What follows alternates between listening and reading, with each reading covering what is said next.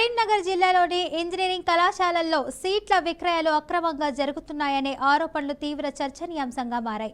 అడ్మిషన్ల schedule వెలువడక ముందే కొంతమంది కళాశాలలకు మేనేజ్మెంట్లు కోటా సీట్లను విక్రయించుకోవడం బయటపడింది.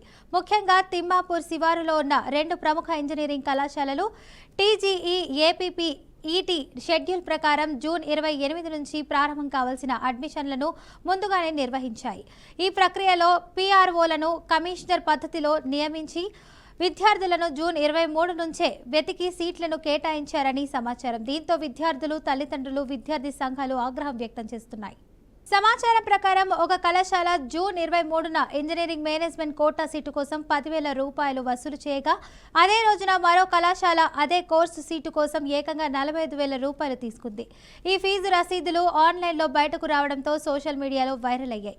వాస్తవానికి ఈ విధంగా పీఆర్ఓలు నిబంధనలకు విరుద్ధంగా అనేక సీట్లను కమిషన్ పద్ధతిలో విక్రయించారని ఆరోపణలు వినిపిస్తున్నాయి. విద్యార్థుల భవిష్యత్తులతో ఆటలాడుతున్న ఈ తరహా అక్రమాలపై విద్యార్థి సంఘాలు మండిపడుతూ ఉన్నత విద్యా మండలి తక్షణ చర్యలు తీసుకోవాలని డిమాండ్ చేస్తున్నాయి. తిమ్మాపూర్ పరిధిలోని 2 ప్రముఖ ఇంజనీరింగ్ కళాశాలలపై ఉన్నత విద్యా మండలికి ఇప్పటికే ఫిర్యాదులు వెళ్లాయి. Telangana admission and fee regulatory committee నిర్ణయించిన ఫీజు నిబంధనలను తుంగలో తొక్కుతూ కళాశాలలు ఇష్టానుసారంగా అదనపు వసూలు చేస్తున్నాయి. ఉదాహరణకు ఒక కళాశాల మేనేజ్మెంట్ కోటా సీటుకు 63,000 రూపాయలుగా నిర్ణయించబడిన ఫీజును 70,000 రూపాయలుగా వసూలు చేసింది. ఈ ఆర్థిక వసూళ్లపై ఒక విద్యార్థి రసీదులతో సహా ఉన్నత విద్యా మండలికి ఫిర్యాదు చేశాడు.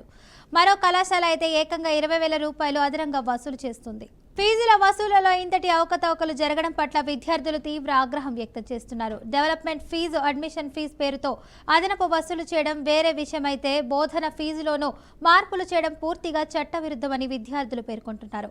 త్వరలోనే ఈ కళాశాలలకు ఉన్నత విద్యా మండలి నోటీసులు జారీ చేయనున్నట్లు సమాచారం. విద్యార్థులు, తల్లిదండ్రులు ఆందోళనలో నేపథ్యంలో అధికారులు గట్టి చర్యలు తీసుకోవాల్సిన అవసరం ఉందని సామాజిక వర్గాలు స్పష్టం చేస్తున్నాయి.